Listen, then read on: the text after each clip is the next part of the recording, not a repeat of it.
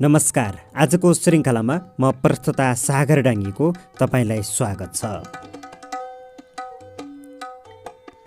हरेक हप्ताको बुधबार राति 8:30मा प्रसारण हुँदै आइरहेको यो कार्यक्रम हामीले नियमित रूपमा सुन्दै आएका छौँ।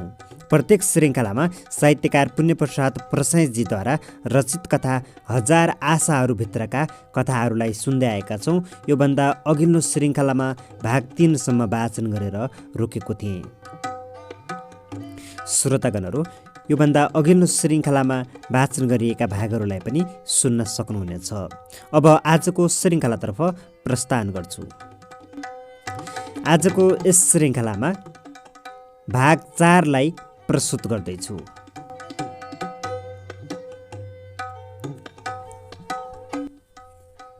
अब वाचन सुरु हुन्छ।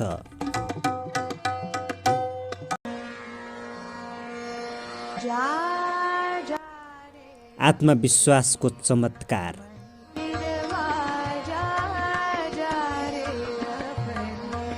एक व्यापारी ऋणमा चुलुम्म डुब्यो। उसलाई लाग्यो उसको सर्वस्व सकियो। वा आफ्नो सारा बाटो बन्द भएको देख्न थाल्यो। उसलाई ऋण दिन लगानीकर्ताले रोकिसकेका थिए। उसका सप्लायर्सहरू सामान सप्लाई गर्न छोडेर पुरानो बाँकी तिर्नका लागि तारन्तार गर्न थालेका थिए। उसका सम्भावनाका सारा ढोकाहरू बन्द भए।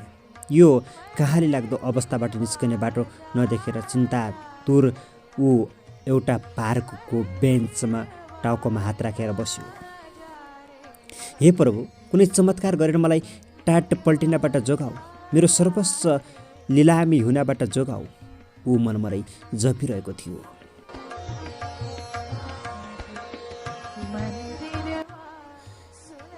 पहिला त यो बुढालाई दुःख सुनाएर के होला भन्ने लाग्यो व्यापारीलाई, र उसले केही भनेन। समस्या के हो भन, मलाई लाग्छ म तिमीलाई केही सहयोग गर्न सक्छु, बुढाले फेरि भने। बुढाको कुराले व्यापारीलाई केही भरोसा भयो र उसले आफ्नो बर्बादीको कथा सुनायो बुढालाई। व्यापारीको कथा सुनिसकेपछि बुढाले गोजीबाट चेकबुक निकालेर उसको नाम सोध्यो। उसले चेकबुकमा लेख्यो। उसलाई चेक दिँदै भने, यो पैसा ल्याऊ र आफ्ना समस्या भगाऊ। मलाई आजको ठिक 1 वर्षपछि यहीँ भेट्नु, आजकै दिन। त्यसै बेला मलाई यो पैसा फिर्ता गर्नु। व्यापारीले चेक समायो। बुढो घुमेर एकातिर लाग्यो। त्यो बुढो मानिस गएपछि त्यस व्यापारीले आफ्नो हातको चेक हेऱ्यो। $5 लाख चेक थियो। ऊ तल चेकको साइन हेरेर चकित भयो। जोन डी रकफेलरको साइन थियो। विश्वका सबैभन्दा धनी मानिस रकफेलर। यो पैसाले त म आउने र भएका सारा समस्याहरूको समाधान गर्न सक्छु, उसले महसुस गर्यो। ऊ घर गयो। उसको आत्मविश्वास हत्तै उच्च उठेको थियो। उसले त्यो चेक साटिहाल्ने विचार गरेन। उसले चेक दराजमा थन्कायो। अब म एकपटक फेरि व्यापार सम्हाल्छु, मलाई विश्वास छ सब ठिक हुन्छ, उसले सोच्यो। उसभित्र भरिएको यो नयाँ आत्मविश्वासले उसलाई नयाँ हिम्मत दियो। सबैसँग आत्मविश्वासका साथ डिल गर्यो, किनभने उससँग ब्याकअप थियो। अब उसले आफ्ना कति ठाउँका ठुला शाखा बन्द गर्यो, खर्च घटायो। उसको आत्मविश्वास र सक्रियता देखेर अफिसमा सबै आफ्नो तर्फबाट राम्रो गर्न थाले। केही महिनामा नै उसले आफ्नो सम्पूर्ण ऋण चुक्ता गरेर फेरि एकपटक पैसा कमाउन थाल्यो। ठिक 1 वर्षपछि ऊ त्यही पार्कमा गएर त्यही बेन्चमा बस्यो। उसले त्यो क्यास नगरेको चेक बोकेको थियो। पहिला सहमति भएको समय अनुसार त्यो वृद्ध मानिस उपस्थिति भयो। व्यापारीले त्यो वृद्ध मानिसलाई त्यो चेक फिर्ता दिएर आफ्नो सफलताको कथा सुनाउन सुरु मात्र के गरेको थियो। एउटी नर्स दौडिँदै आइन् र ती वृद्ध मानिसलाई समाइन्। यिनलाई पाएर म अति नै खुसी छु, नर्स कराइन्। मलाई आशा छ यिनले तपाईँलाई धेरै डिस्टर्ब गरेनन्। यिनी सधैँ घरबाट भाग्छन्। यिनी आफूलाई जोन डी रकफेलर हुँ भन्ने ठान्छन् र उसको नाममा चेक काट्दै हिँड्छन्। नर्सले ती वृद्ध पागल मानिसलाई पाखुरामा समाएर बिस्तारै लिएर गए। व्यापारी चकित भयो। उसले त्यो 1 वर्षमा आफ्नो व्यापारमा राम्रो उन्नति गरेको थियो। उसले $5 लाख कमाएको थियो। यो उसले कुनै लगानी थपेर कमाएको थिएन। यो त्यही पागलले दिएको फर्जी चेकको आत्मविश्वासको बलमा कमाएको थियो।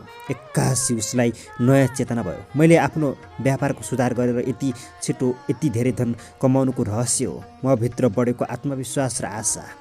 यदि एउटा मानिसले आफूभित्रको आत्मविश्वास कायम राख्न र मरेको आशा फेरि जगाउन सक्यो भने उसले जीवनमा जतिसुकै बिग्रेको व्यवस्थापनलाई पनि फेरि सुधार गर्न सक्छ।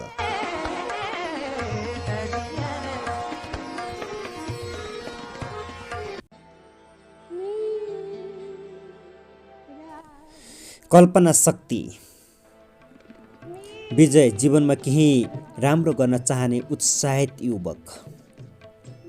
उसको बानी थियो मोटिभेसन र माइन्ड पावर सम्बन्धी पुस्तक पढ्ने। मानिसको अवचेतन मस्तिष्कको शक्ति थाहा पाउने ठुलो आकाङ्क्षा थियो उसलाई। उसले साइबरनेटिक्स बारेमा सुनेको थियो। मानिसले यो विद्याको शक्तिले विचारलाई पदार्थमा निर्मित गर्न सक्छ भन्ने कुराको विश्वास गर्थ्यो। पुरा कथा उसैको मुखबाट सुनौ। मेरो बानी थियो सेल्फ हेल्प सम्बन्धी पुस्तकहरू पढ्ने। एक किसिमले एडिक्ट नै थिएँ म यस्ता पुस्तकको। तर धेरै मानिस भन्थे यी पुस्तक एकछिन पढ्नका लागि मात्र हो, पाठकलाई एकछिन त जगाउँछन् तर केही काम लाग्दैनन्। तर मेरो मान्यता अर्कै थियो। कुनै पुस्तक आफैमा शक्ति होइन। जब पुस्तकबाट प्राप्त ज्ञान हामी लागू गर्छौँ तब मात्र त्यो शक्तिमा बदलिन्छ। प्रेरक पुस्तकको ज्ञानलाई हामीले जीवनमा अप्लाई गऱ्यौँ भने मात्र त्यो काम लाग्छ, नत्र पढेर मात्र त कुन ज्ञान पो काम आउँछ। यस्ता प्रेरक पुस्तकको विरोध गर्नेहरू प्राय उपन्यास र कविताका पाठक हुन्थे। यो दृष्टिले हेर्ने हो भने त झन् उपन्यास र कविताको के काम। तर हामीलाई हरेक पुस्तक उपयोगी हुन्छन्। हरेक पुस्तकको महत्त्व हुन्छ। त्यहाँ केही ज्ञान लुकेको हुनसक्छ। त्यसमा पनि प्रेरक बुकको उद्देश्य पनि हुने भएकाले पाठकको आत्मविश्वास बढाउन, लक्ष्य खोज्न र त्यो दिशामा अघि बढ्न अति उपयोगी र गुणकारी हुन्छन् भन्ने मेरो अति नै विश्वास थियो।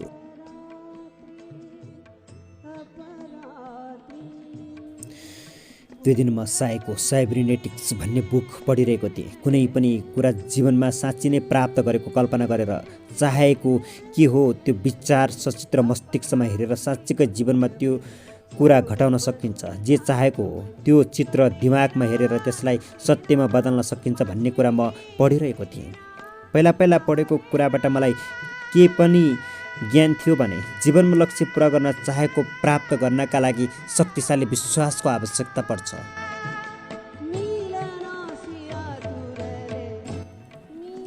मनमा ढुलमुल छ भने लक्ष्यमा पुग्न सकिँदैन। त्यो दिन घरका सबै मामा घर जाने योजनामा थियौँ। भोलिपल्ट मामाकी छोरी सोझो अमेरिका जाँदै थिए। त्यसैले मामाले भेटघाटको प्लानिङ बनाउनु भएको थियो। सबैजना तयार भइसक्दा पनि म पुस्तक पढ्न मस्त थिएँ। वास्तवमा यो पुस्तक केवल मनगणन्य कुरा थिएन, वैज्ञानिक आधारसहित लेखिएको थियो।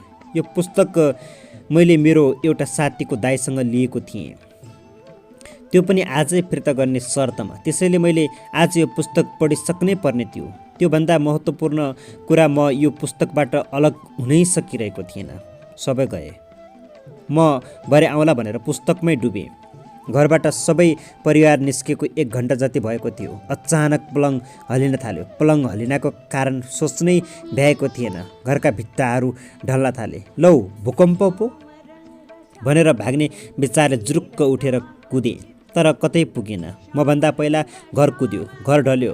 म पछारिएँ। जब उठ्न चाहे सकिन। केहीले थिचेको थियो। पुरा अन्धकार थियो। म फसेको ठाउँ त्रिकोण जस्तो बनेर म बाँचेको अनुमान लगाएँ मैले। सुरुमा त म आत्तिएँ। थुक्क यो पुस्तकको चक्करमा नपरेको भए म पनि बाँच्ने रहेछु। भूकम्पको बेला घर बाहिर हुने थिएँ। यस्तो सोचेँ मात्र भन्ने पुस्तकको सत्य श्राप नै गरेँ। तर एकछिन पछि म फेरि लयमा आएँ।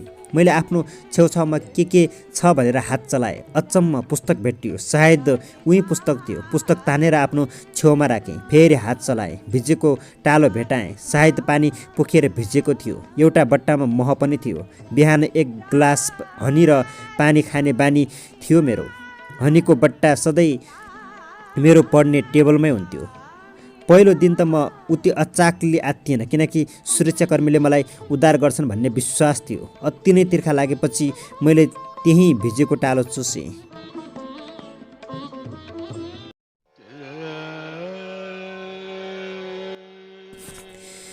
केही राहत मिल्यो। भोक लाग्न थालेपछि मैले त्यो बट्टाको हनी निकालेर खाएँ। तिर्खा झन् बढ्यो। फेरि त्यही चिसो कपडा चुसेँ। समुद्र नै पिएर रित्याउन सकला भन्ने गरी तिर्खा लागेको बेलामा भिजेको टालो चुसेर के धित मर्थ्यो। जब त्यो हनी सकियो र भिजेको टालो पनि सुक्यो तब फेरि आत्तिएँ म।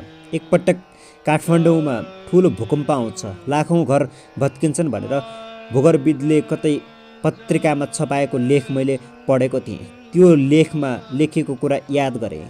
त्यहाँ निकै भयानक दृश्यको चित्रण थियो। यदि यस्तो हो भने मलाई बचाउन उद्धार टोली आउन असम्भव छ। उनीहरूले पुरिएका 10% मानिसको पनि उद्धार गर्न सक्दैनन्। यो सोचले भने मलाई नराम्ररी हल्लायो। तर त्यही बेला मलाई पढेको कुरा लागू गर्न मन लाग्यो। कल्पना शक्तिको प्रयोग गरेर किन नहेर्ने? किन आफू सुरक्षित रहेको मानसिक चित्र नहेर्ने? त्यसपछि मैले साइबरनेटिक्सले बताएको विधि जुन मैले पढेको थिएँ लागू गर्ने विचार गरेँ। हर बखतमा मेरो मस्तिष्कमा एउटा फिल्म देख्न थालेँ। फिल्म यस्तो थियो, म कलेजमा छु। म क्लासको एउटा पढन्ती स्टुडेन्ट हुँ, जसका वरिपरि क्लासका प्राय स्टुडेन्ट घुमिरहेका छन्। एउटी केटी साँची, जो कलेजकै सबैभन्दा सुन्दर केटी हो। ऊ मलाई प्रेम प्रस्ताव राख्छ। म स्वीकार गर्छु। हामी डेटमा जान्छौँ। हामी एकअर्कालाई असाध्यै प्रेम गर्छौँ।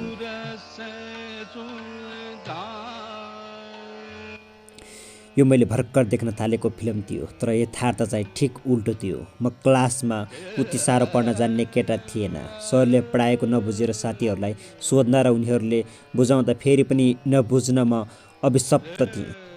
साँची, जोसँग अब म कल्पनामा डेट गइरहेको थिएँ, उसले एकपटक मेरो प्रेम अस्वीकार गरिसकेकी थिए। मैले प्रेम प्रस्ताव राख्दा यति रिसाई धन्न मेरो गालामा झापट हानेन। यही झापु नखानुलाई मैले उपलब्धि मानेको थिएँ। हुन त कसैले प्रेम गर्छु भन्दा रिसाउने मूर्ख केटीलाई प्रेम गरेर के फाइदा भन्ने नबुझे म पनि मूर्ख नम्बर 2 त पक्कै थिएँ नै। त्यो बेला यो फिल्म म कति धेरै देख्न थालेँ भने आँखा चिम्लन साथ हरेक दृश्य मेरो मस्तिष्कमा एकपछि अर्को कुद्न थाल्थे। यो फिल्म मैले कति धेरै पटक देखेँ भने अब मलाई यो फिल्म काल्पनिक हो भन्ने नै लाग्न छोड्यो। मैले अरू कुरा सोच्न छोडेँ। आज म यो कथा भन्न बाँचेको छु भने त्यसको एउटा कारण छ। मैले कल्पना शक्तिमा विश्वास गरेँ। म जुन बेला साँचीसँग प्रेम गरेको कल्पना ढलान तल पुर्रिएर गरिरहेको थिएँ, तब मैले उद्धार टोलीले मेरो उद्धार गरिरहेको कल्पना गर्दा पनि हुन्थ्यो। तर मैले त्यो गरिनँ, किनकि मेरो अवचेतनले त्यसमा धेरै नकारात्मक कुरा लिने थियो। म समस्यामा छु भनेर मान्ने थियो। मैले अवचेतनलाई समस्याको बारे पत्तो नै दिएन। आज मलाई के कुरा भन्दा खुसी लाग्छ भने मैले कल्पनालाई यथार्थमा पाएँ। त्यो कल्पनाको असर के भयो? पहिला त म त्यति धेरै दिन नखाएर पनि बाँच्न सकेँ भने त्यति विघ्न ढलान फोरेर त्यो कठिन स्थानबाट उद्धार टोलीले मलाई बचायो। आजभोलि मेरो पढाइ राम्रो भएको त छ नै। प्रेम प्रस्ताव राख्दा उपवर्द नै गर्न खोज्ने त्यही साँची मेरो गर्लफ्रेन्ड पनि बनेकी छ। म कति धेरै ढलान तल पुर्रिएको थिएँ भने उद्धार टोलीले त्यत्रो समय खर्च गर्दा त अन्त 50 जनाको ज्यान बचाउन सक्थे। त्यसैले यदि मैले कल्पना शक्तिमा विश्वास गरेर साइबरनेटिक्सको मेथड नअपनाएको भए म त मरिसकेको हुने थिएँ। त्यसैले आज म आफ्नो अनुभवको आधारमा भन्छु। तपाईँ पनि जीवनमा केही सर्वोत्तम प्राप्त गर्न चाहनुहुन्छ भने त्यसको एउटा काल्पनिक फिल्म बनाउनुहोस्। यदि मानिसहरूले आफ्नो अवचेतन मस्तिष्कमा आफ्नो लक्ष्यको चलचित्र देखेकै गरेर अङ्कित गर्न सकेमा त्यसलाई यथार्थमा पाउन सक्छन्। यो मेरो दृढ विश्वास हो।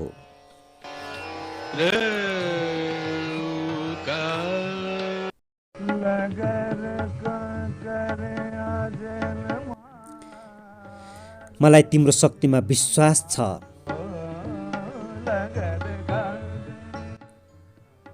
हाम्रा युवाहरूप्रति मेरा मनमा उति साह्रो सकारात्मक भावना कहिल्यै आएन। मलाई सधैँ लागिरहन्थ्यो नेपाली युवाहरू बुढाहरूले यो देश बिगारे, हाम्रा लागि बुढाहरूले कहिले अवसर सिर्जना गरेनन् भन्नु बाहेक अरू केही जान्दैनन्। युवाहरू बुढाहरूलाई गाली गरेर आफूलाई बुढो बनाउनु उपरान्त केही गरिरहेका छैनन्। आजका एका दुईको उरिन्ठेवाला केटाहरूलाई भेटेर मेरो यस्तो विचार बनेको पनि होइन। मैले भेटेका प्राय युवाहरू महत्त्वाकाङ्क्षी थिए, रातारात धनी हुन चाहन्थे, सफलता प्राप्त गर्न चाहन्थे। यो राम्रो थियो, तर उनीहरू यो प्राप्त गर्नका लागि एउटा काम भने कहिल्यै गर्न चाहँदैनथे, मेहनत। बिना परिश्रम सफलता चाहने आजका युवाप्रति म कहिल्यै सकारात्मक हुन सकिनँ। यस विषयमा मेरो र छोरा अनुरागका बिचमा निकै तर्क वितर्क पनि हुन्थ्यो।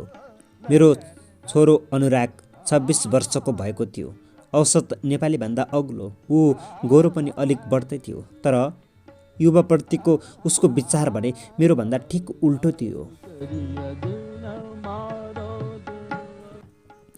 अनुराग मलाई सम्झाउँथ्यो, बाबा सबै युवाहरूलाई एउटै डालोमा राखेर मूल्याङ्कन गर्नु हुँदैन, हामीले युवालाई विश्वास गर्नुपर्छ। युवा भनेको देशको मेरुदण्ड हो, मूल शक्ति। आवश्यक परेमा युवाले यो देशलाई जुरुक्कै बोक्छन्। उसलाई युवाहरूप्रति किन यति धेरै विश्वास थियो मलाई थाहा छैन, जबकि उसैले हाम्रो अफिसमा राखेका कयौँ युवाहरू कामचोर प्रवृत्तिका थिए। कतिलाई त उसले कामबाट निकालिएको समेत थियो। म भन्थे, तिम्रो यस्तो विश्वासले मलाई बेला बेलामा चकित बनाउँछ। तिमीलाई नै पनि राम्रोसँग थाहा छ तिमीले नै काममा राखेका केटाहरू कति बेकारका निस्के, कति ठग थिए तिनीहरू। तिमीले नै कतिलाई त कामबाट निकालेका पनि छौ। धेरैको त मैले भने जस्तो हालत थियो नि। सायद त्यो काम जुन हामीले दिएका थियौँ उसलाई सुहाउने खालको परेन होला, अनुराग जवाफ दिन्थ्यो। सकारात्मक हुनुको पनि एउटा हद हुन्छ नि। म उसको कुराले चकित हुन्थेँ। युवाहरूलाई नकारात्मक भनेको उसलाई उति राम्रो कहिले लागेन। ऊ आफू युवा भएकाले पो हो कि म भन्न सक्दिनँ।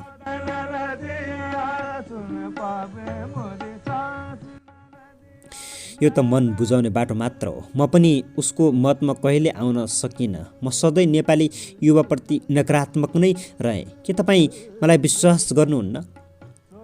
तिम्रो त कुरै अर्को छ। तिमी जस्तो केटालाई बेकारमा केटाहरूसँग दाँजन कहाँ मिल्छ? तिमी त धेरै मेहनती छौ। कलिलै उमेरमा यत्रो सबै व्यापार तिमीले नै थामिरहेका छौ। हो, ठिक हो बाबा, मलाई मेहनत गर्ने ठाउँ थियो।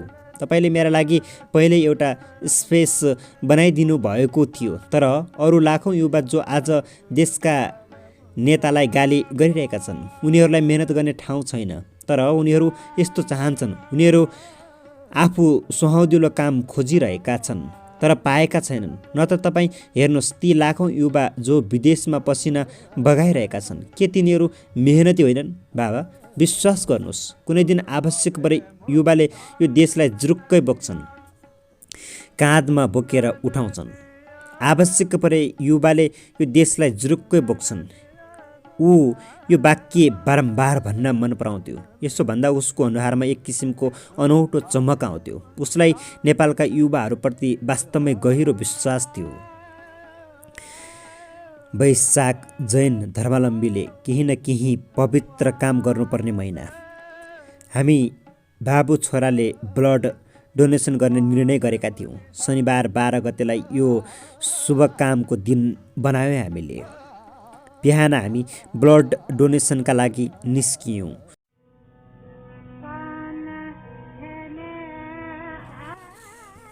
शनिबार ड्राइभरको बिदा भएकाले ड्राइभिङ उनैले गरे। बाबु छोरा 11:30मा बसन्तपुर ब्लड डोनेसनको स्पटमा पुग्यौँ।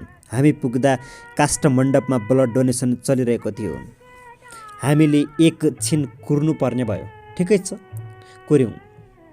तर ब्लड दिने बेलामा प्रेसरको औषधि खाने मानिसले ब्लड दिन मिल्दैन भन्ने कुरा मैले पहिलोपटक त्यहीँ थाहा पाएँ। म प्रेसरको औषधि खाइरहेको थिएँ। मैले ब्लड दिन नमिल्ने भयो। अनुरागभित्र गएर बेडमा पल्टिएँ। म काम नभएकाले बाहिर निस्किएँ, तर म धेरै बाहिर पनि थिएन। उनलाई देख्दै थिएँ। अनुराग उत्तानो पल्टिएर मोबाइल चलाइरहेका थिए।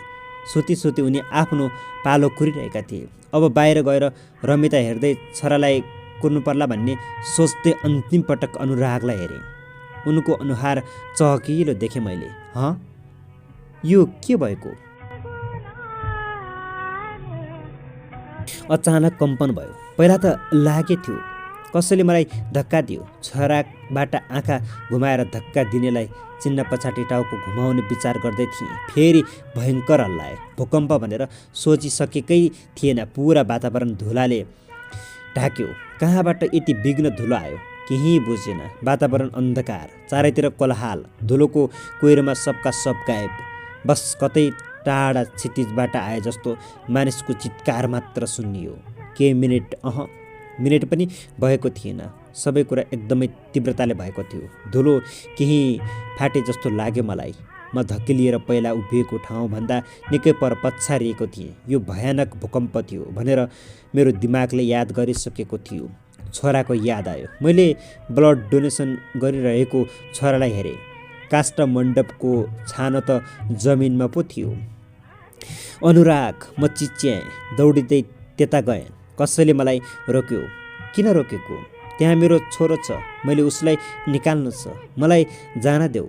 छोड, म जोडले कराएँ। तपाईँ लडेर घाइते हुनुभएको छ। त्यहाँ गएर केही गर्न सक्नुहुन्न। त्यहाँ युवाहरू काम गर्दैछन्। उनीहरूले अवश्य तपाईँको छोरालाई पनि निकाल्नेछन्, मलाई रोक्नेले भन्यो। तर मैले उसको कुरा मानिनँ। म अघि बढेँ।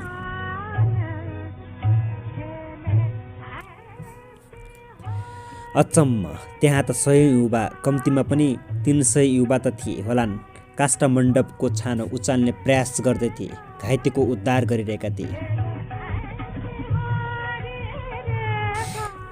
यति छिटो यत्तिका युवाहरू कहाँबाट आए? म चकित थिएँ। पुरा शक्तिका साथ युवाहरू काष्ठमण्डपको छानो उचालेर भित्र थिचिएका मानिसलाई निकालिरहेका थिए। निकालेका मानिसहरू कति जीवित कति मृत थिए केही ठेगान थिएन। अझ भित्र कति पुरिएका छन् त्यो पनि केही थाहा पत्तो थिएन। अनुराग अझै भित्रै थियो। के मेरो छोरो अझै भित्र च्यापिएको छ? यस्तो सोचले मलाई भाउन्न भएर आयो। अचानक मैले धुलाले पुरिएको एउटा केटालाई तान्दै एक केटा र केटी बाहिर निस्केको देखेँ। उनीहरू पनि उस्तै धुलाम्मे थिए। उनीहरू केही वाक्यबाट नै थाहा भइगयो यी बहादुर जोडी आज डेटिङमा आएका रहेछन्। जब मानिसहरू यहाँ पुरिएको देखेँ तब यिनीहरू रुँदै भागेनन्, बरु स्वस्फूर्त रूपमा उद्धारमा खटिए। उनीहरू यो दोस्रो पटक उद्धार गरिरहेका थिए। उनीहरू उद्धारका लागि अर्कोतिरबाट छेरेका रहेछन्। धुलामे यस मानिसलाई मैले चिने। यिनी मेरो छोरो अनुराग थिए। उनीहरूले घिसारेर तान्दै अनुरागलाई बाहिर ल्याए। छेउमा आएपछि त्यो केटालाई चाहिँ मैले चिनिहालेँ।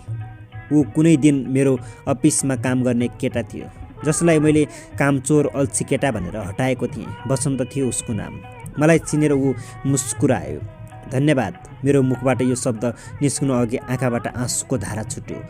नरुनु अङ्कल, मलाई लाग्छ अनुराग दाइलाई केही भएको छैन।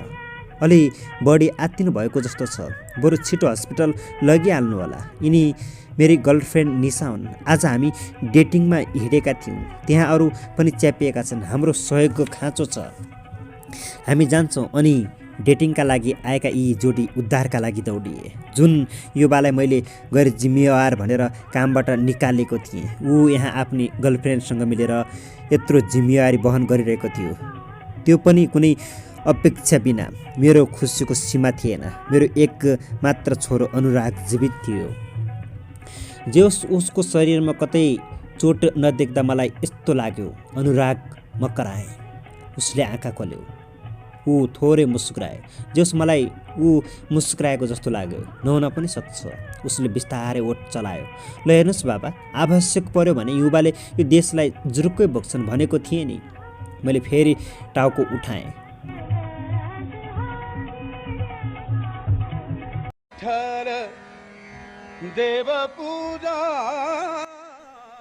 युवा त्यो काष्ठमण्डपको छानो उचालेर उद्धारको काम गरिरहेका थिए। यति छिटो यति धेरै युवा कहाँबाट आए र कुन प्रेरणाले खटिरहेका थिए? म चकित थिएँ। मैले छोरालाई ट्याक्सीमा राखेँ। ट्याक्सी चालक 22 वर्षभन्दा कमाएको केटा हुनुपर्छ। थाहा छ अङ्कल, मैले अघि नै अर्को एकजनालाई हस्पिटल पुर्याइसकेँ नि। यही वीर अस्पतालमा। त्यत्रो धराराबाट खस्दा पनि मान्छे बाँच्दो रहेछ। बिचारी खुब आत्तिएकी थिइन्। म यहीँ बाहिर हुँदा त यति आत्तिएको छु भने बिचारी त्यत्रो धराराबाट खस्दा के नआत्तिनु? कुन अस्पताल लैजाऊ भन्नु अङ्कल? पैसाको चिन्ता नगर्नु अङ्कल, नभए पनि लगिदिन्छु। बिचारी त्यो केटीसँग पनि पैसा थिएन। मैले उनलाई हस्पिटलमा पुर्याउँदा हजारौँ रुपैयाँले नदिने खुसी दिएको थियो। केटो जति ध्यानले ट्याक्सी चलाइरहेको थियो उति स्पष्ट बोलिरहेको थियो। भेटिएका प्रत्येक युवाले मेरो मान्यतालाई गलत साबित गरिरहेका थिए।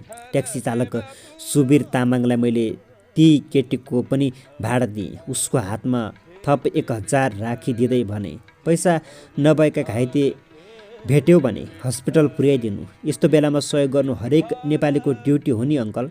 म पुर्याइहाल्छु नि, यो पैसा चाहिँदैन। उसले लिन मानेन। तर मैले तिम्रो गाडीमा तेल त हाल्नुपर्छ नि, अनुरोध गरेपछि मात्र लियो।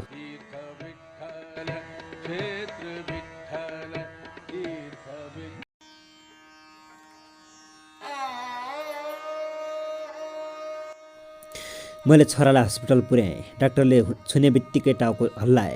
मेरो खुसीको कुनै अर्थ थिएन। मेरो छोरा अनुराग जीवित थिएन। ऊ अघि नै स्वर्ग भइसकेको थियो। म खुब रोएँ। मेरो एक मात्र छोराले पनि मलाई छोडेर गएको थियो। म जति पटक मेरो छोराको अनुहार हेर्थेँ तब मलाई लाग्थ्यो ऊ भनिरहेको छ, बाबा, आवश्यक पर्यो भने युवाले यो देशलाई जुरुक्कै बोक्छन्। मैले छोरा गुमाएर मात्र थाहा पाएँ युवाको महत्त्व। म हिजो आज पनि बारम्बार ती दृश्य सपनामा देख्ने गर्छु। मेरो छोरा अनुराग मुस्कुराउँदै भनिरहेको हुन्छ, बाबा, आवश्यक पर्यो भने युवाले यो देशलाई जुरुक्क बोक्छन्। अब मेरो विचार बदलिएको छ। मलाई युवा शक्तिमा विश्वास छ। मेरो देशका युवामा मलाई विश्वास छ। हो युवा, मलाई तिम्रो शक्तिमा विश्वास छ। चन्द्रप्रकाशले यो कथा पालमुनि बसेको बेला सबै गाउँलेहरूलाई सुनाएका थिए र अन्त्यमा उनले भने, जे भयो राम्रो भयो। छोरो मर्दा यसो भन्ने बाबु त त्यहाँका कसैले पनि देखेका थिएनन्। छक्क पर्दै एकजनाले भने, तपाईँको त एक मात्र छोराको नै मृत्यु भयो, कसरी जे भयो राम्रो भयो भनेर मान्नुहुन्छ तपाईँ? तपाईँको त सर्वस्व नै गयो नि। कि हामी यसरी जिउँदै मरे झैँ रात दिन डराएर बस्नु परेको छ, तर ऊ स्वर्गमा आनन्दले बस्न पाएको छ। किन राम्रो भएन? गम्भीर हुँदै भने उनले। भूकम्पले सबैलाई सानो ठुलो दुःख दिएको थियो। त्यति ठुलो दुःखमा परेका चन्द्रप्रकाशको सकारात्मक सोचले टोलका सबैले आफ्नो दुःखलाई दुःखै मानेनन्। भोलिपल्टदेखि हाम्रो टोलका मानिसहरू पालमुनि बस्नु परेकोमा दुःखी भएनन्। घर चर्कने पर्खाल लडेका मात्र होइन, घाइते भएकाहरू पनि दुःख मनाउ गर्न छोडे।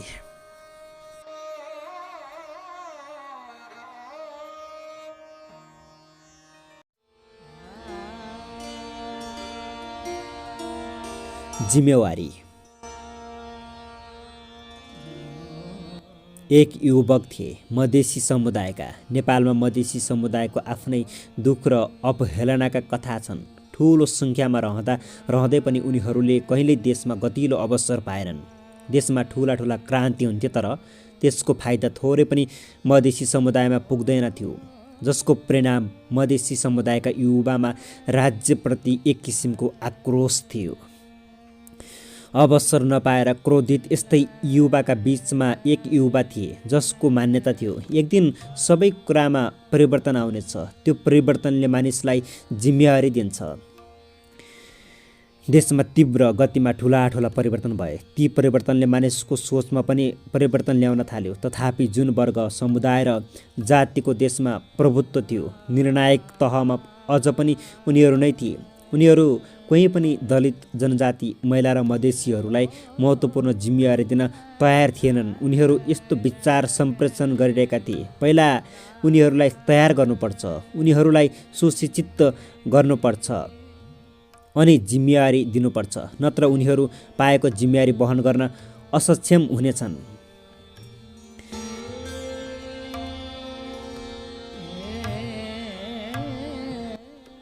संसारमा आजसम्म जति पनि शोषक राष्ट्र, जाति, वर्ग र समुदाय छन्, तिनीहरूले यही बहानामा अर्को माथि शासन गरेका छन्। उनीहरूको मान्यता हुन्छ स्वतन्त्रताको जिम्मेदारी लिने गरी तयार भइसकेका छैनन्। उनीहरू शासन गर्न योग्य छैनन्, उनीहरू त्यो पदका लागि योग्य छैनन्। तर यो सब तिनीहरूलाई जिम्मेवारीबाट पर राखेर आफ्नाहरूलाई शक्ति र सुविधामा राख्ने बहाना मात्र हो। झट्ट सुन्दा यो तर्क जो कोहीलाई पनि ठिकै लाग्छ, तर यसको वास्तविकता अर्कै छ। जब कुनै युवक आफ्नो सर्टिफिकेट बोकेर जागिर खान जान्छ, तब उसलाई सोधिन्छ अनुभव, उसलाई कसरी पनि कामै दिँदैन, जिम्मेवारी नै दिँदैन भने उसले कसरी अनुभव पाउँछ, कसरी योग्यता देखाउँछ। यदि हामी कसैलाई अघि बढाउन चाहन्छौँ भने हामीले जिम्मेवारी दिन कहिल्यै हिचकिचाउनु हुँदैन। जबसम्म जिम्मेवारी दिइँदैन तबसम्म उसको के योग्यता छ भन्ने पत्तो पनि हुँदैन। ऊ हिरा हो या कोइला, थाहा पत्तो हुँदैन। देशमा तीव्र गतिमा भएका परिवर्तनले देशको राष्ट्रपतिमा मधेसको छोरोलाई चाहियो।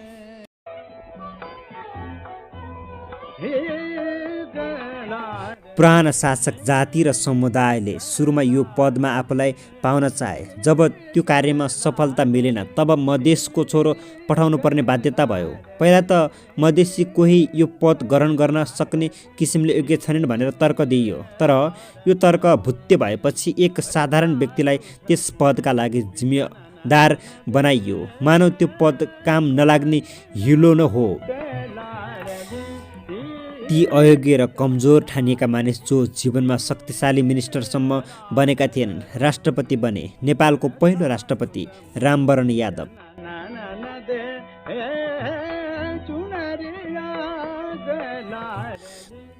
सबैलाई लागेको थियो यिनीहरूले त्यो गरिमामय पदको मर्यादा राख्न सक्ने छैनन् किनकि उनी त्यसका लागि तयार थिएनन्। तर आज हरेक नेपालीलाई थाहा छ रामवरण यादव हिलोमा फालिएको कमल बनेर फुले देशमा। उनीहरूले जति मर्यादा र कुशल तरिकाले यो देशमा अरू कसैले आफ्नो पद सम्हाल्न सकेन। कसरी यस्तो भयो? जिम्मेवारी। जब हामी कसैलाई विश्वास गरेर जिम्मेवारी दिन्छौँ तब उसले कुनै अनुभव हासिल नगरेको भए पनि गरेर देखाउँछ। त्यसकारण मानिसलाई जिम्मेवारी दिन नहिचकिचाउनुहोस्। एक साधारण व्यक्ति रामवरण यादव कुशल राष्ट्रपति बनेर करोडौँ नेपालीको मन जित्न सक्छन् भने तपाईँले अयोग्य भनेर जिम्मेवारीबाट पन्छाएको कोही पनि उत्पीडित वर्ग, जाति र समुदायका मानिसले जिम्मेवारी पायो भने आश्चर्य लाग्ने काम गरेर देखाउन सक्छ।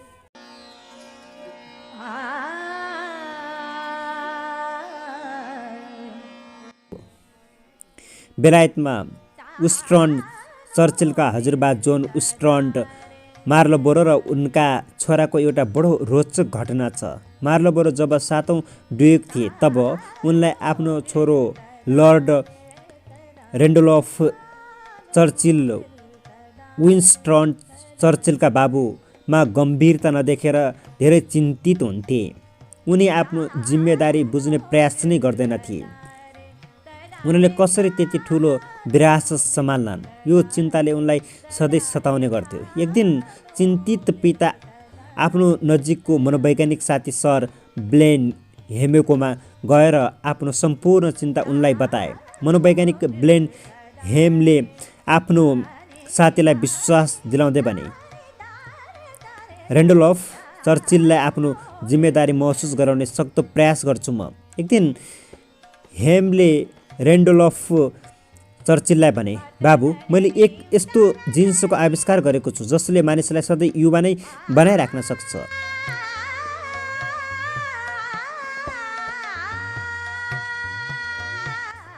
रेन्डोल्फ, मलाई थाहा छ तिमी आफ्नो बाबु जस्तै एक जिम्मेदार नवयुवक छौ। म चाहन्छु तिमी यो फर्मुला आजै गएर डरहम सहरको एक वैज्ञानिकलाई सावधानीपूर्वक दिएर आऊ। ती वैज्ञानिकले यो सूत्रलाई औषधिको रूपमा विकसित गर्नेछन्। वर्षौंको मेहनतपछि मैले यो आविष्कार गरेको हुँ। यसको थोरै पनि छनक कसैले पायो भने कति नोक्सान हुन्छ त्यो तिमी कल्पना पनि गर्न सक्दैनौ।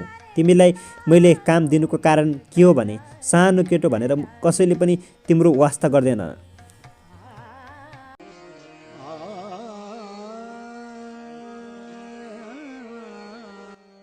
ठुलो समस्याको सामना गर्दै भोक तिर्खै रातभर नसुती रेन्डोल्फले यो सूत्र डरहम सहरमा भनिएको मनोवैज्ञानिककोमा पुर्याए। विन्स्टनले यो सुनेपछि चकित हुँदै ब्लेनहेमलाई सोधे, यो कसरी सम्भव भयो? यस आराममा हुर्केको त्यति लापरवाह केटाले आरामै नगरी त्यत्रो दुःख सहेर त्यति सावधानीका साथ काम पुरा गरेर आयो। यो परिवर्तन कसरी सम्भव भयो? ब्लेनहेमले भने, मेरो मित्र, तिमीले कहिले आफ्नो छोरामाथि भरोसा गरेनौ। कहिल्यै उसलाई कुनै जिम्मेवारी पनि दिएनौ। जिम्मेवारी नै नदिई तिमी उसलाई कसरी भरपर्दो र जिम्मेवार बनाउन सक्छौ? भरोसा गर्न सिक। बच्चामा प्रतिभा विकसित गर्नु छ भने उनीहरूलाई सानैदेखि जिम्मेवारीको बोध गराऊ।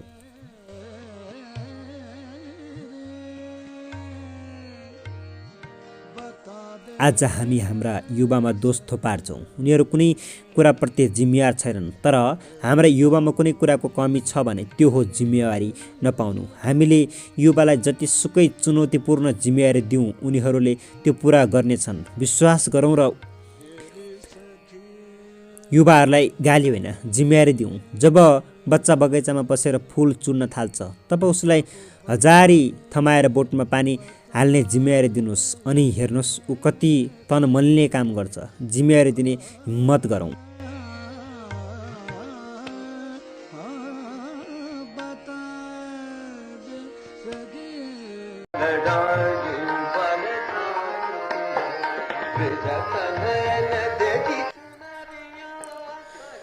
सानो लहर।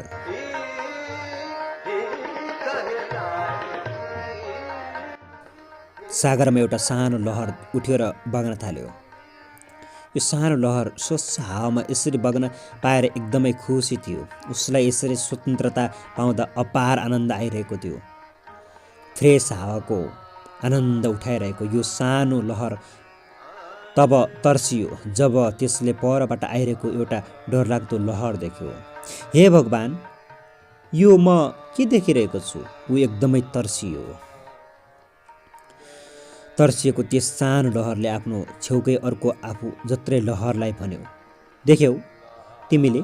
ऊ पर हेर, कत्रो भयानक लहर आइरहेको छ। उसको छेउको लहरले भन्यो। त्यसलाई देखेर किन तिमी त्यसरी दुखी भइरहेका छौ? डराएको लहरले भन्यो। तिमी केही बुझ्दैनौ। तिमीले थाहा पायौ भने रुनेछौ। हाम्रो अस्तित्व समाप्त पार्नेछ त्यसले। हेर त त्यो कति भयानक छ। उसले ठुलो लहर देखायो।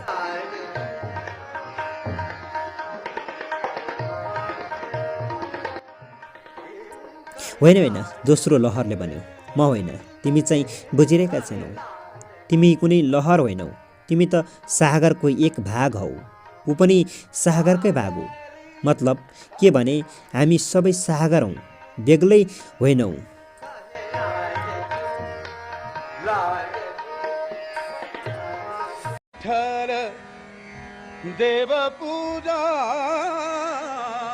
नकारात्मक शक्ति। गाउँको सबैभन्दा धनी मानिस थिए उनी, मणिरत्न।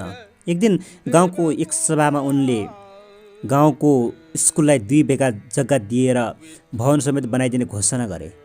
खुब जोडले ताली बज्यो। तालीको गडगडाट रोकिनुसँगै नकारात्मक आवाजहरू सुनिन थाले। मानिसहरू काने खुसी गर्दै थिए। यसले के दिन्थ्यो जग्गा? हिँड्दै जानु, हाय हुन मात्र खोजेको। यसले जग्गै दिँदैन, स्कुलको नाममा यसले कहिले जग्गा पास गर्दैन। 1 महिनाभित्र मणिरत्नले स्कुलको नाममा 2 बिघा जमिन पास गरिदिए। मणिरत्नको बारेमा मानिसको गाईगुई रोकिएन। अब उनीहरू भन्न थालेका थिए, यसले त्यो नाते धान नफल्ने डाँडो त दियो, तर भवन के बनाउँथ्यो? मानिसहरू जुन जग्गालाई काम नलाग्ने डाँडो भन्दै थिए, स्कुलका लागि सबैभन्दा उपयोगी त्यही नै थियो। बर्खामा पानी पनि जम्दैन थियो, जसले गर्दा बच्चालाई खेल्न चौरी पनि राम्रो हुन्थ्यो। स्कुलका लागि त्यो एकदमै उपयोगी जग्गा थियो। 3 महिनापछि मणिरत्नले स्कुलको भवन निर्माण कार्य सुरु गराए। मानिसहरू भन्न थाले, यसले सुरु गरे जस्तो गरेर गाउँलेका आँखामा छारो हालेको हो, यो स्कुल कहिल्यै पुरा हुँदैन। पुराको त के कुरा, जगभन्दा माथि नै उड्दैन। के खाँचाले बनाउँछ उसले स्कुल? 15 महिनामा स्कुल बन्यो। हिजोसम्म 2 कट्ठा जग्गामा खरको छानो र घेरा बेरा समेत नभएको स्कुलमा पढेका नानीहरू पक्की स्कुलमा सर्ने भए। भवन स्कुल प्रशासनलाई हस्तान्तरण गर्ने कार्यक्रममा साना नानीहरू अति नै खुसी थिए। तर ती मानिसहरू भन्दै थिए, यो भवन गतिलो गरी बनाएको छ जस्तो लाग्दैन। के बनाउँथ्यो त्यसले बलियो भवन? आफ्नो घरमा भने त्यत्रा रड हाल्यो, स्कुल भने खत्तम बनाए। उसका बच्चा यहाँ पढ्ने होइनन्, उसलाई के मतलब? यत्रा अक्षरले आफ्नो नाम लेखाउनका लागि बनाएको थियो, अब लेखाउँछ होला नि। तर अचम्म भयो, मणिरत्नले नामको केही लोभ गरेनन्। स्कुल बनाउनेमा आफ्नो परिवारको कसैको नाम राखेनन्। नाम ती वृद्ध मानिसको थियो, जसले धेरै पहिला यो गाउँमा एउटा स्कुल बनाउनु पर्छ भन्दै गाउँका नानीहरूलाई निःशुल्क पढाउन थालेर यस स्कुलको सुरुवात गरेका थिए।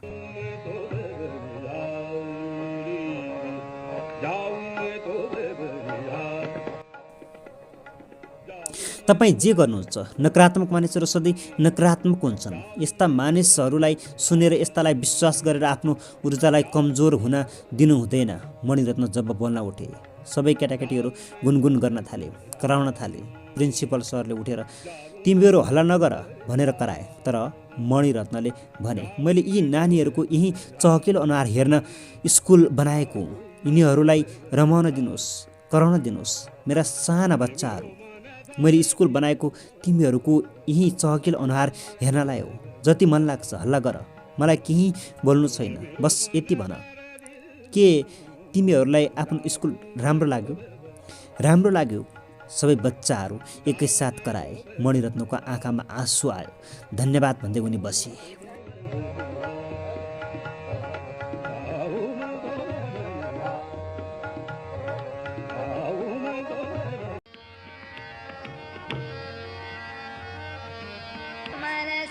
विश्वास अन्धविश्वास।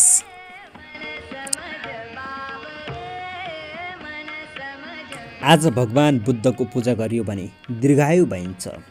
लगभग 100 घरधुरी भएको त्यस गाउँमा 500 जति मानिस थिए। गाउँका हरेक मानिसमा यो विचार र मान्यता बलशाली थियो। यो वास्तवमा ज्ञान र दीर्घायुको पूजा थियो। यो पूजा बुद्ध जयन्तीभन्दा केही दिन अघि गर्ने गरिन्थ्यो। यो चलन यस गाउँमा कहिलेदेखि चल्यो कसैलाई थाहा थिएन। गाउँका सबैभन्दा ज्येष्ठ नागरिकलाई सोध्यो भने, खै म बच्चा हुँदा नै मैले हजुरबालाई सोधेको थिएँ। उनीहरूले भनेका थिए, बाबु म पनि तिमी जत्रो हुँदा यसै गरी हजुरबाको काखमा बसेर सोधेको थिएँ। उनीहरूले पनि भन्न सकेनन् भन्ने जवाफ दिन्थे र अन्त्यमा भन्थे, बाबु यो एउटा विश्वासको परम्परा हो, सायद 100औं वर्षदेखि चलिरहेको छ। पढेलेखा कति युवाहरू हिजो आज यो परम्परालाई अन्धविश्वास भन्न थालेका थिए। उनीहरूको मान्यता थियो, खै यो पूजा गरेर यो गाउँमा आजसम्म को दीर्घायु र ज्ञानी भयो। बरु गाउँलेहरू झन्झन मूर्ख हुँदै गइरहेका छन्। केही युवाहरूको यो आवाजमा अरू पढेलेखेका युवाहरू सहमतिको टाउको पनि हल्लाउँथे। तर जब पूजाको दिन आउँथ्यो तब कोही घरमा बस्दैन थिए। सबका सब चौताराको पिपलको बोटुमुनि आइपुग्थे र चुपचाप गाउँलेहरूसँग सहभागी बनेर ध्यान गर्न बस्थे। यो पूजाको बेला गाउँका सबैले पिपल बोटमा आएर ध्यानमा बस्नु प्राय अनिवार्य नै थियो। गाउँका सबै पूजाका लागि चौताराको पिपल बोटमा जम्मा भए। तर शम्भु भने गएन। भर्खरै धर्म परिवर्तन गरेर अर्कै धर्म अँगालेको थियो शम्भुले। ऊ यो पूजामा सहभागी हुने कुनै सम्भावना थिएन। नयाँ जोगीले बढी खरानी घस्छ भने जस्तो नत्र अर्को धर्मकाले पनि ध्यानमा बस्नै नहुने त के थियो र। उसलाई पूजामा सहभागी हुन गाउँका मुखियाले धेरै अनुरोध गरे, तर शम्भुले मान्दै मानेन।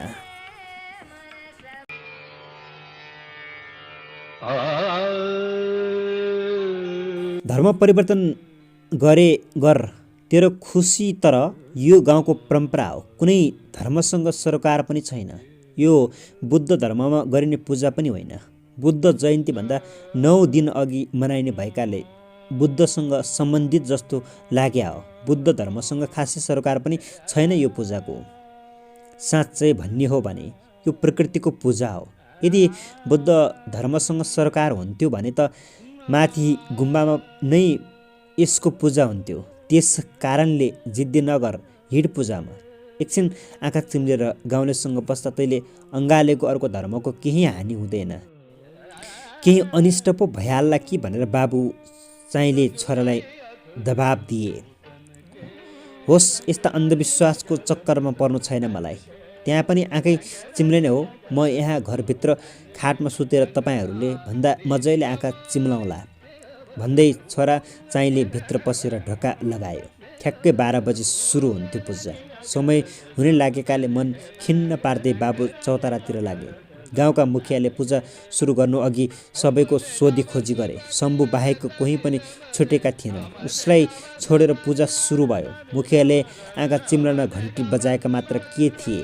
पृथ्वी हल्लियो। मानिसहरू डराएर एकअर्कालाई हेरेका मात्रै थिए। एक्कासी भयङ्कर तरिकाले पृथ्वी हल्लियो। पिपलको रुखको टुप्पाले भुइँ छला जस्तो गर्न थाल्यो। भगवान रक्षा गर, बुद्धम शरणम गच्छामि, धम्मम शरणम गच्छामि, सबका सब एकै स्वरमा कराउन थाले।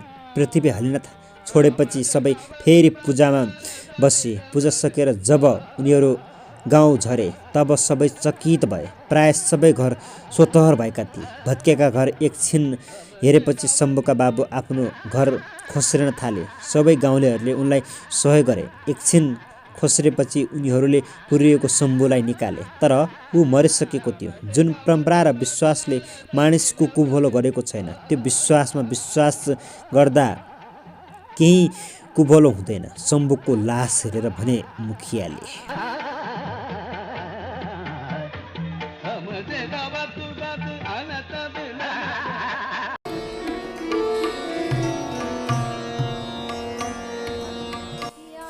करुणा मरेको छैन।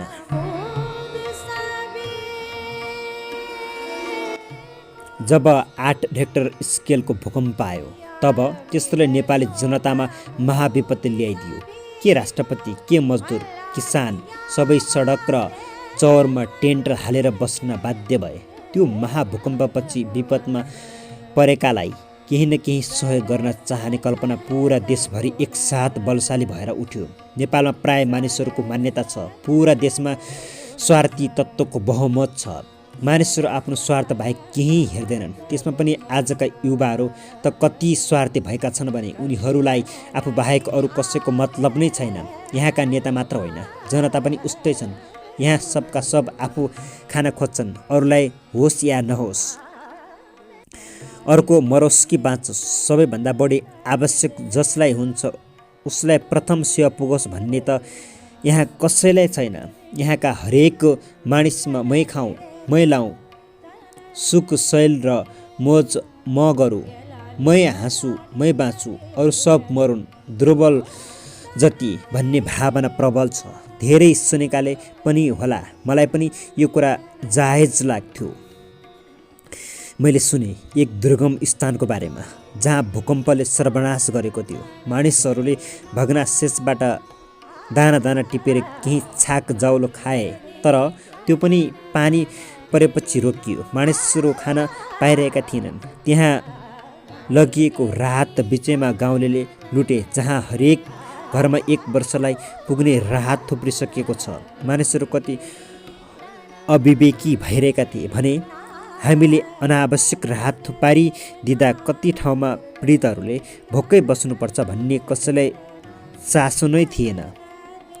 यो समाचार थाहा पाएपछि म र केही साथीहरू निकै आहत भयौँ। हाम्रो सल्लाह मिल्यो। त्यो दुखी गाउँमा हामीले केही सानोतिनो भए पनि राहत पुर्याउने निर्णय गऱ्यौँ।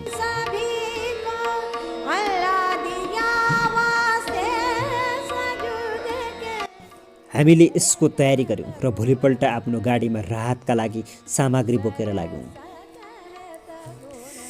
काठमाडौँमा विनाशको खबर मात्र सुनिएको थियो, टिभीबाट देखिएको पनि थियो, तर भूकम्पमा प्रभावित जिल्लातिर बढ्दै गएपछि प्रत्यक्ष देख्न थालियो।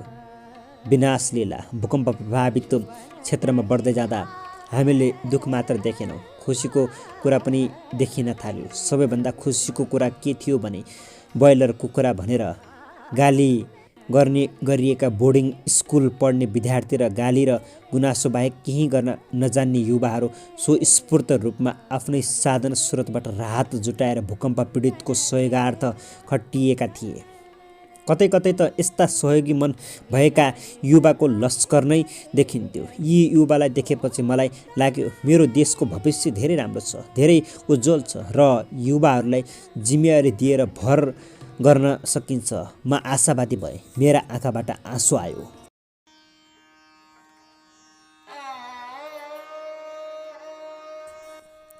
हामी जुन गाउँका लागि भनेर गएका थियौँ त्यहाँ पुग्नुभन्दा 2 घन्टा वरै बाटो टुङ्गियो।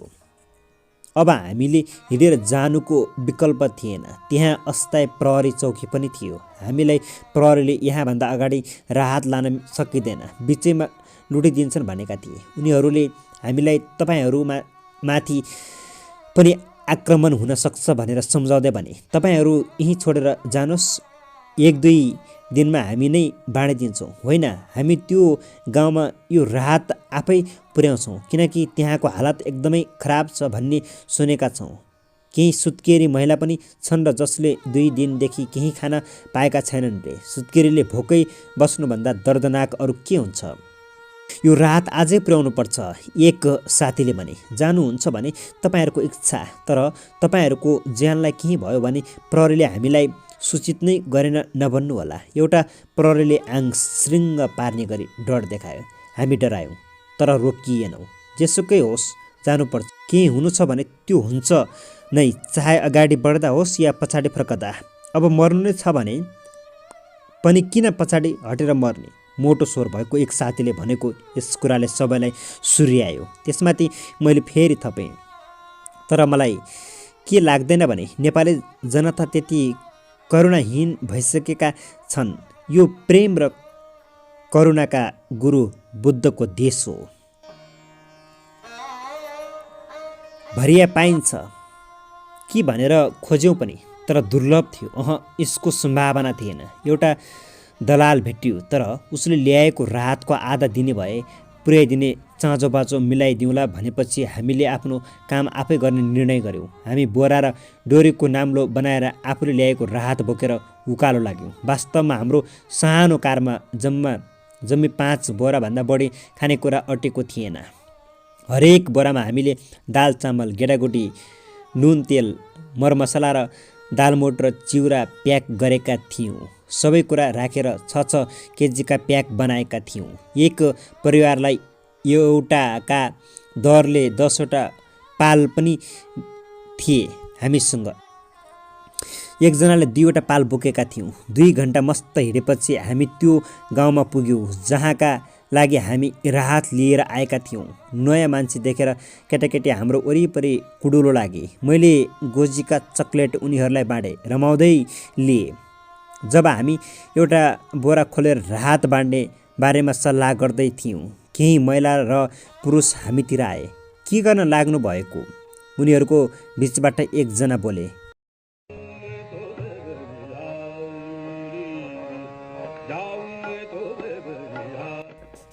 हामीले तपाईँहरूका लागि सानो राहतको प्याकेट ल्याएका छौँ, दिन चाहन्छौँ, एउटा साथीले भन्यो। हामीप्रतिको तपाईँहरूको यो प्रेमले हामी गदगद छौँ। तर उनीहरूले कुरा पुरा गरेनन्। के तर? मलाई लाग्यो उनीहरूलाई यो राहत थोरै भयो, त्यसैले लिन चाहिरहेका छैनन्। तर हिजो मात्र हामीले राहत पायौँ। तपाईँहरू जस्तै केही युवाहरू आएर हामी सबै परिवारलाई एउटा एउटा पाल 8 केजी राहत प्याक दिनुभयो। हिजोसम्म हाम्रा महिला केटाकेटी भोकै थिए, तर अब उनीहरूले पेटभरि खाना पाएका छन्। तिनी रुन पो थाले। किन रुनुभएको? मैले सोधेँ।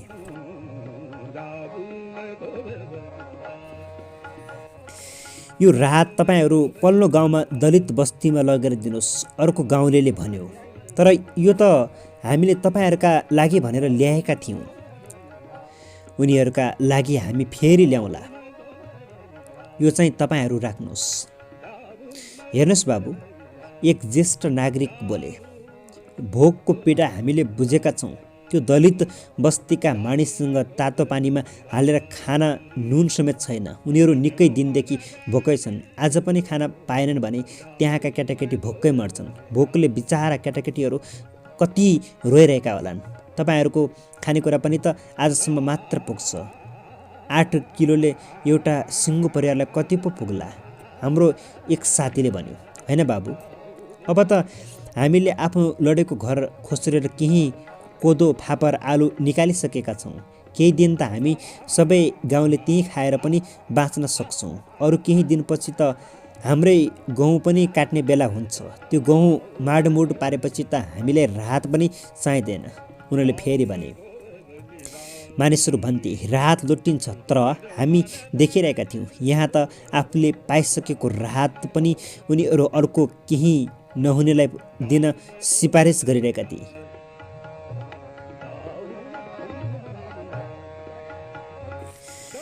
यो सब देखेपछि भने मलाई विश्वास लाग्यो। जो मानिस यो देश खतम भयो, अब यहाँ केही हुँदैन भन्थे, ती गलत थिए। पुरै गलत नहुन पनि सक्थे। तर एक पाटो मात्र देखिएका थिए तिनीहरूले, अँध्यारो पाटो। त्यो उज्यालाको तिनीहरूलाई थाहा पत्तो थिएन। अझ पनि मेरो देश बन्ने प्रबल सम्भावना जीवितै थियो, किनकि अझै मेरो देशमा करोना बाँकी थियो। हामीले फेरि भारी कस्यौँ। जाने बेलामा गाउँलेहरू चिया खान अनुरोध गर्दै थिए।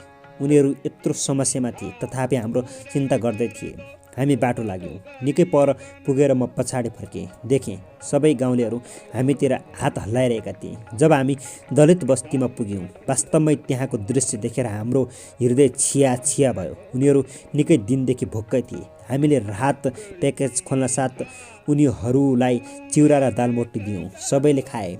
अघिल्लो रात आएको पानीले उनीहरूलाई निकै चुटेछ। केही नानीहरूलाई रुगाले सताएको थियो। महिलाहरू खानेकुरा पकाउन लाग्दै गर्दा हामीले उनीहरूलाई पाल टाङ्नामा सहयोग गर्यौँ। 20 परिवार थियो, तर पाल 10वटा मात्र। एउटा पालमा 2वटा परिवार बस्नुपर्छ।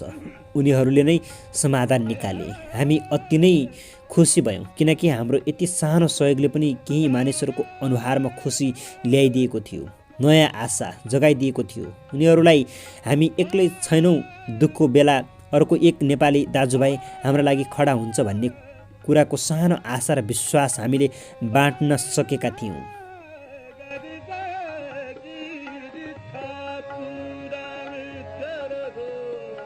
उनीहरूसँगै बसेर दालमोट र चिउरा खाएर आशा र विश्वासको बीज रोपेर हामी फर्कियौँ, एक दिन यो बीज विशाल हुनेछ भन्ने विश्वास गर्दै।